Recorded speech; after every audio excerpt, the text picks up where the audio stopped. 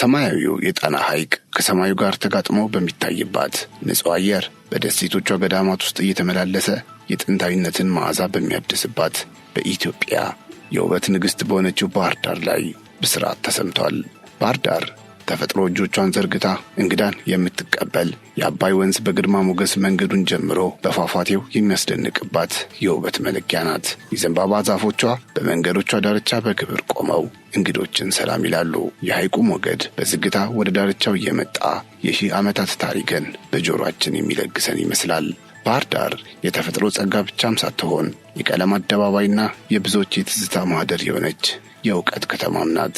ለብዙ ዘመናት ስማቸው በናኘው ፔዳና ፖሊ በሚሰኙት ዩኒቨርሲቲ ግቢዎቹ አማካኝነት ሀገሪቱ ዛሬ ለደረሰችበት ደረጃ መሰረት የሆኑ በርካታ ምሁራንን በቅፏ ኮትኩታ አሳድጋለች። እነዚህ የጥበብ ማዕከላት በሐይቁ ዳርቻ ከሚታየው ተፈጥሯዊ ድምቀት ጋር ተዳምረው ከተማዋን የተለየ የንቃትና የሕያውነት መንፈስ እንዲኖራት አድርገዋል። ወጣቱ ምሁርና የከተማዋ ነዋሪ ከጣና ዳርቻ በሚነፍሰው ንጹሕ አየር እየታጀበ ትናንትን በታሪክ ዛሬን ደግሞ በእውቀት ሲገነባ ኖሯል።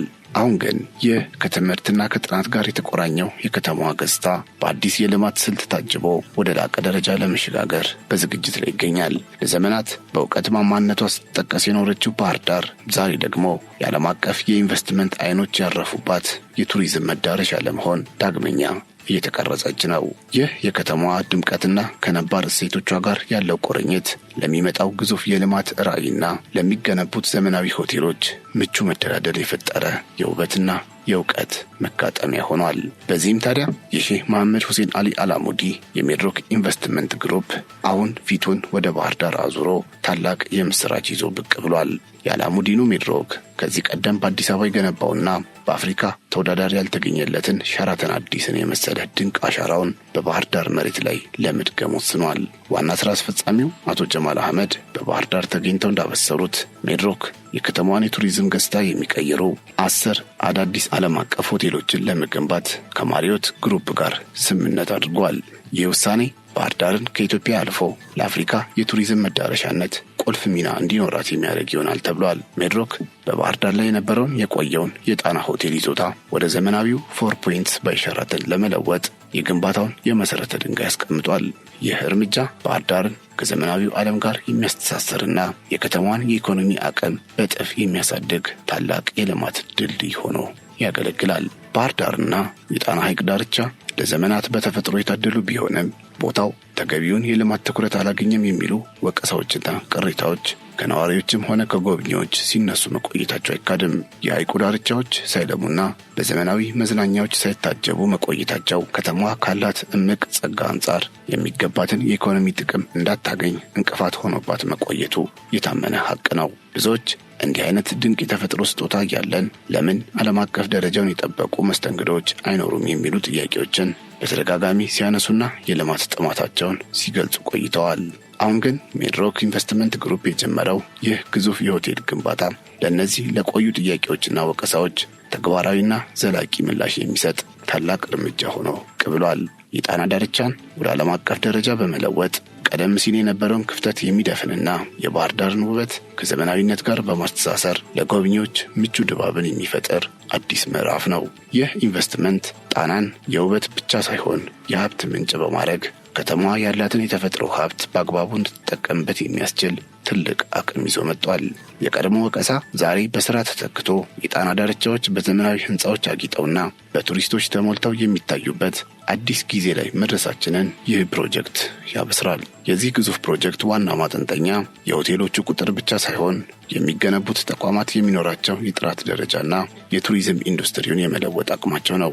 10ሩም ሆቴሎች በተለያዩ የደረጃ እርከኖች የሚገነቡ ሲሆን ከቅንጦት እስከ መካከለኛ ደረጃ ያሉ አማራጮችን በማቅረብ የተለያዩ የገቢ ደረጃ ያላቸውን ቱሪስቶችና ዜጎችን ለማስተናገድ የሚያስችል አሰራር አላቸው። እያንዳንዱ ሆቴል የራሱ የሆነ መለያ ኮድ ወይም ኮንሴፕት እንዲኖረው ተደርጎ የተነደፈ ሲሆን በተለይም የስብሰባ ቱሪዝምን ታሳቢ ያደረጉ ግዙፍ አዳራሾችና የቴክኖሎጂ ውጤቶች ይካተቱባቸዋል። ይህ አይነቱ ሰፊ ግንባታ ባህር ዳርን በአንድ ጊዜ በሺዎች የሚቆጠሩ እንግዶችን ማስተናገድ የምትችል የዓለም አቀፍ ጉባኤዎች ማዕከል ያደርጋታል። ፕሮጀክቱ ሲጠናቀቅ በከተማዋ ያለውን የሆቴል ቁጥርና የአገልግሎት ጥራት በከፍተኛ ደረጃ የሚያሳድገው ሲሆን ይህም የኢትዮጵያን የሆቴል ኢንዱስትሪ ከጎረቤት ሀገራት ጋር በብቃት እንዲወዳደር የሚያስችለው ተግባራዊ መሰረት ነው። የ10 ሆቴሎች በአንድ ላይ መገንባት የሚፈጥረው የሥራ ዕድልና የቴክኖሎጂ ሽግግርም ለዘርፉ ባለሙያዎች አዲስ የልምድ መጋሪያ መድረክ በመሆን ያገለግላል። እነዚህ አዳዲስ ሆቴሎች ሊኖራቸው የሚችለው ዘመናዊነት በኢትዮጵያ የሆቴል ኢንዱስትሪ ውስጥ አዲስ የታሪክ ምዕራፍ የሚከፍት ሲሆን እያንዳንዱ ህንፃ ጥበብና ቴክኖሎጂን አጣምሮ የያዘ ይሆናል። እንደ ሸራተን አዲስ ሁሉ እነዚህ በባህር ዳር የሚገነቡ ሆቴሎች በምቾታቸው፣ በደህንነታቸውና በሚሰጡት ዓለም አቀፍ አገልግሎት ተወዳዳሪ የማይገኝላቸው እንዲሆኑ ተደርገው ተቀርጸዋል። አቶ ጀማል እንዳብራሩት ግንባታው በኢትዮጵያውያን ዲዛይንና በኢትዮጵያውያን መሐንዲሶች ተሰርቶ ነገር ግን የውስጥ ማስዋቢያው ከማሪዮት ዓለም አቀፍ ደረጃዎች ጋር የተጣጣመ ነው። ሆቴሎቹ የባህር ዳርን ተፈጥሯዊ ውበትና የጣናን ገጽታ ሳይሸፍኑ ይልቁንም ከሐይቁ ጋር ተስማምተው የሚቆሙ የሥነ ሕንፃ ጥበብ ውጤቶች ይሆናሉ። እያንዳንዱ ሆቴል የስብሰባ አዳራሾችና የመዝናኛ ስፍራዎች ቱሪስቶችን ከዓለም ዙሪያ የሚስቡና ለከተማዋ የውጭ ምንዛሬ ምንጭ የሚሆኑ ዘመናዊ መገልገያዎች ይኖሯቸዋል። በዚህም ባህር ዳር የውሃ ላይ ከተማ እንደመሆኗ የጣና ሐይቅና የአባይ ወንዝ የሚፈጥሩት የተፈጥሮ ስዕል በእነዚህ አዳዲስ ሆቴሎች መታጀቡ ለከተማ አቻ የማይገኝላት ድምቀትና ግርማን ይለግሳታል። ሆቴሎቹ በሐይቁ ዳርቻ ሲቆሙ ነባሩን የከተማውን ውበት ሳይጋርዱ ይልቁንም ተፈጥሮና ዘመናዊነት በአንድነት ተዋህደው የሚታዩበትን ልዩ ድባብ በመፍጠር የባህር ዳርን የቱሪዝም አቅም ወደ አዲስ ከፍታ ያሸጋግሩታል። ይህ ተጨማሪ አቅም ከተማዋን ለዓለም አቀፍ ዲፕሎማቶችና ለታላላቅ የንግድ ስብሰባዎች ተመራጭ መዳረሻ በማድረግ የቱሪስት ፍሰቱን ከፍ ከማድረጉም በላይ ባህር ዳርን የአፍሪካ የቱሪዝም ማዕከል የማድረግ ራዕይን እውን ያደርጋል። የዘመናዊው የሥነ ሕንፃ ውጤቶች ከሐይቁ ሰማያዊ ሞገድና ከአካባቢው አረንጓዴ ተፈጥሮ ጋር ተዳምረው የሚፈጥሩት ስሜት ጎብኚዎች በከተማዋ ዳርቻ ለረጅም ጊዜ እንዲቆዩና የማይረሳ ትውስታ ይዘው እንዲመለሱ የሚያደርግ ትልቅ የውበት ስጦታ ነው። ሜድሮክ የሚገነባቸው እነዚህ ግዙፍ ተቋማት የከተማዋን ስም በዓለም አቀፍ ደረጃ በደመቀ ሁኔታ የሚያስጠሩና የኢኮኖሚ ጥንካሬዋን የሚያረጋግጡ ታላላቅ የልማት ምሰሶዎች ናቸው። በእያንዳንዱ ሆቴል የሚኖረው የቅንጦትና የመዝናኛ አገልግሎት ከባህር ዳር ሰላማዊ አየርና ምቹ ተፈጥሮ ጋር ተዳምሮ ኢትዮጵያ በቱሪዝም ዘርፍ ያላትን እምቅ ኃይል ለዓለም ሕዝብ በተግባር የሚያሳይና የሀገሪቱን ገጽታ በአዲስ መልክ የሚገነባ ደማቅ የሥራ ውጤት ነው። የሚድሮክ ዋና ሥራ አስፈጻሚ አቶ ጀማል አህመድ በንግግራቸው ወቅት የጠቀሱት ሌላው ነጥብ ፕሮጀክቱን በ18 ወራት ውስጥ ለማጠናቀቅ ቃል መግባታቸው ነው። ይህ የጊዜ ገደብ የሚድሮክን አዲስ ጉልበት የሚያሳይ ሲሆን በባህር ዳር የሚጀመሩት ሆቴሎች በአጭር ጊዜ ውስጥ ተጠናቀው አገልግሎት ይሰጣሉ። ከባህር ዳር በተጨማሪ በጅማና በሐዋሳ የሚከናወኑ የሆቴል ግንባታዎች መኖራቸውና እነሱም በተመሳሳይ ፍጥነት እንደሚሰሩ ገልጸዋል። በአዲስ አበባ የሚገነባው ዌስቲን ሆቴልም በቅርቡ ተጠናቆ እንደሚመረቅም ጠቅሰዋል። ታዲያ ባለፉት ዓመታት በአገራችን አንድ ትልቅ ሕንፃ ገንብቶ ለማጠናቀቅ ከ5 ዓመት ያላነሰ ረጅም ጊዜ መውሰዱ እንደ ልማድ ተቆጥሮ መቆየቱ የሚታወስ ሐቅ ነው። ብዙ ፕሮጀክቶች በመሰረት ደረጃ ተጀምረው ለዓመታት ቆመው መቅረታቸው ለከተሞች ገጽታም ሆነ ለኢኮኖሚው እንቅፋት ሆኖ መቆየቱ አይካድም። ከዚህ ቀደም መንግስት፣ አሁን ደግሞ ሜድሮክ ይህንን አሰልቺ የታሪክ ሂደት በአዲስ ጉልበት ለመስበርና የግንባታ ፍጥነትን በኢትዮጵያ ምድር ዳግመኛ ለመተርጎም ቆርጠው ተነስተዋል። በአንድ ወቅት አንድ ሕንፃ ለመጨረስ ሲፈጅ የነበረውን ጊዜ አሁን 10 ዓለም አቀፍ ሆቴሎችን በአንድ ላይ ለመገንባትና በ18 ወራት ውስጥ ለማጠናቀቅ ታቅዶ ወደ ሥራ መገባቱ አስገራሚ አጋጣሚ ነው። ይህ አዲስ ንቅናቄ ሜድሮክ ያለውን የፋይናንስ አቅም ብቻ ሳይሆን የግንባታ ቴክኖሎጂና የሰው ኃይል አስተዳደርን በምን አይነት የላቀ ፍጥነት ያከናወነ መሆኑን የሚያሳይ ትልቅ ማረጋገጫ ነው። 18 ወራት ለእንዲህ አይነት ግዙፍና ዘመናዊ ፕሮጀክቶች እጅግ አጭር ጊዜ ቢሆንም ሜድሮክ ግን ይቻላል የሚል አዲስ መንፈስ ይዞ በመምጣት ጅምሩን የሀገሪቱን የግንባታ ፍጥነት ለውጥ እያስቀጠሉ ይገኛል። ይህ የግንባታ ፍጥነትና ጥራት ጥምረት ወደፊት ለሚከናወኑ ማናቸውም ሀገራዊ ፕሮጀክቶች እንደ ትልቅ ሞዴልና መለኪያ ሆኖ የሚያገለግል የላቀ የሥራ ውጤት መሆኑም አያጠራጥርም።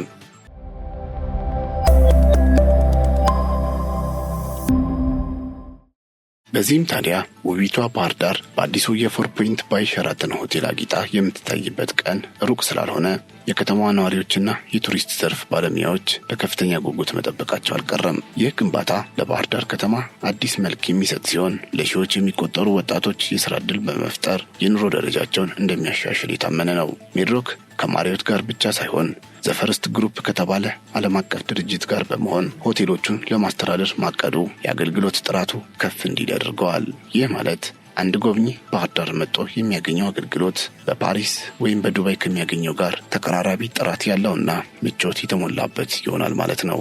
የጣና ሐይቅ ዳርቻም በእነዚህ ዘመናዊ ህንፃዎች ተከቦ ሲታይ ባህር ዳር እንደገና የተወለደች ይመስል በአዲስ ድምቀትና ግርማ ትታያለች።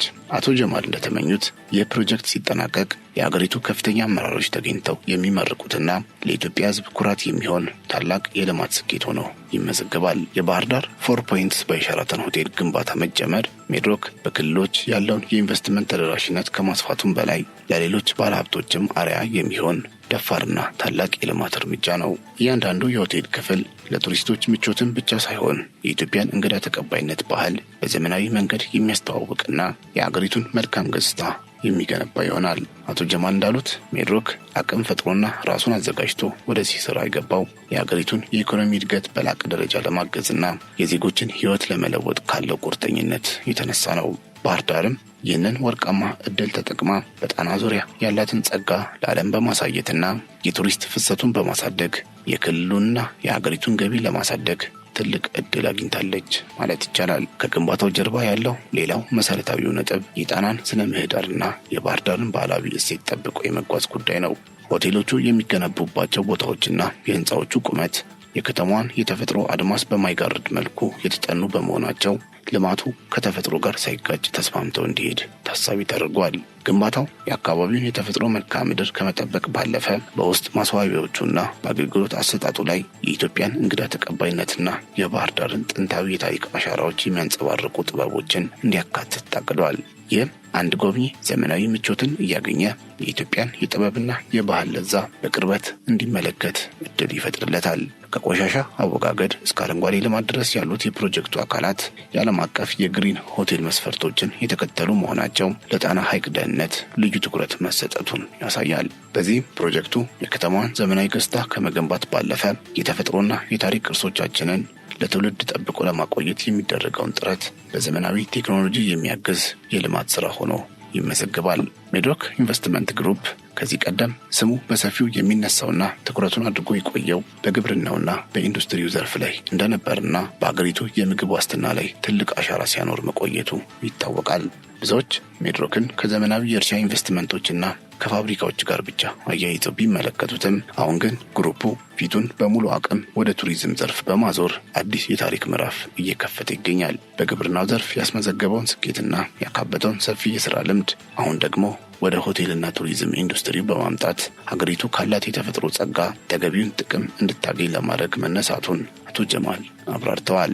ይህ በቱሪዝም ዘርፍ ላይ የታየው አዲስ ንቅናቄ ሜድሮክ ራሱን በአዲስ መልክ በማዋቀር ዘርፈ ብዙ የኢኮኖሚ ተዋናይ ለመሆንና የሀገሪቱን የኢኮኖሚ ምሰሶች ለማጠናከር እያደረገ ያለው ጥረት አካል ነው። አቶ ጀማል እንዳሉት ኩባንያው በእርሻ ስራ የታወቀ ቢሆንም አሁን ግን የሆቴል ኢንዱስትሪውንም በዓለም አቀፍ ደረጃ ተወዳዳሪ ለማድረግና የዘርፉን መሪነት ለመረከብ በከፍተኛ ዝግጅት ወደ ሜዳ ገብቷል። በባህር ዳር የተጀመረው ይህ ግዙፍ ግንባታም ሜድሮክ በቱሪዝም ዘርፍ የጀመረው አዲስ ጉዞ ምን ያህል ጥንካሬና ታላቅ ራዕይ ያለው መሆኑን በተግባር የሚያሳይበት ትልቅ አጋጣሚ ነው። በጥቅሉ ይህ በባህር ዳር ምድር የተጀመረው የሆቴሎች ግንባታ ከተማዋን ተራ የቱሪስት ማረፊያ ከመሆን አውጥቶ የዓለም አቀፍ የንግድና የዲፕሎማሲ ማዕከል ወደ መሆን ያሸጋግራታል። ሜድሮክ በ10 ግዙፍ ፕሮጀክቶች አማካኝነት የጀመረው ይህ ንቅናቄ የጣናን ዳርቻዎች በሰለጣኔና በኪነ ህንፃ ጥበብ በማሳመር ለባህር ዳር አዲስና ዘመናዊ መልክ የሚሰጥ ትልቅ አጋጣሚ ነው። እነዚህ ሆቴሎች ስራ ሲጀምሩ የሚፈጠረው የኢኮኖሚ መነቃቃትና ለወጣቱ የሚተርፈው የስራ ዕድል የልማቱ ውጤት ከህንፃዎቹ ግርማ በላይ ጥልቅና ትርጉም ያለው መሆኑን ያረጋግጣል። በአቶ ጀማል አህመድ መሪነት እየተከናወነ ያለው ይህ ተግባር ኢትዮጵያ በቱሪዝም ዘርፍ ያላትን እምቅ ሀብት በተግባር የምታሳይበትና የዓለምን ቀልብ የምትስብበት አዲስ የብርሃን ፋኖስ ነው። ባህር ዳር በውበቷ ላይ ዘመናዊነትን ደርባ በጣና ዳርቻ ላይ ለሚመጡ እንግዶቿ ሁሉ የሰላምና የእድገት ተምሳሌት ሆና በአዲስ መልክ ብቅ እንደምትል መገመት ይቻላል። ይህ ታላቅ ስኬት ሲጠናቀቅም የሀገራችንን የግንባታ ፍጥነትና የኢንቨስትመንት አቅም ለዓለም የሚያስመሰክር ደማቅ የታሪክ አሻራ ሆኖ ለትውልድ ይተላለፋል።